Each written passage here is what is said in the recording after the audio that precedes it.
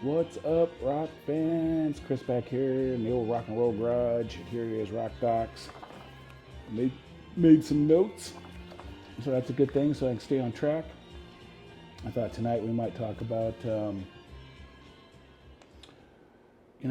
always hear people always saying that there's no good music anymore, and every time I hear that, I know exactly what they mean and exactly why they're wrong. Because music didn't stop being good. Well, we just stopped discovering it in the same way. When we were young, music felt like a discovery by default. You hear a song for the first time and it punches you right in the chest. Doesn't matter where it came from. The radio, friend's car, record store, burned CD. Somebody said, "Hey, you should listen to this song. It's going to change your life." And you know what? Sometimes it absolutely did.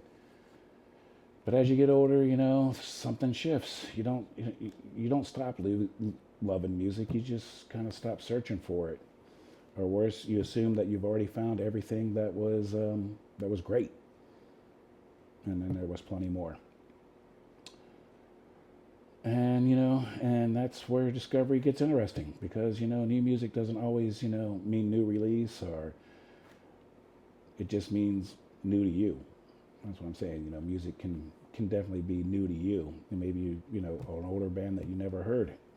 I've had moments where I've heard songs 30, 40, 50 years later, and well, it just you know it hit a lot differently. It definitely like something I didn't like before, and then bang, it's hitting differently, and I'm like, how did I miss all that, But that's the point. You didn't miss it. You just weren't ready for it yet. It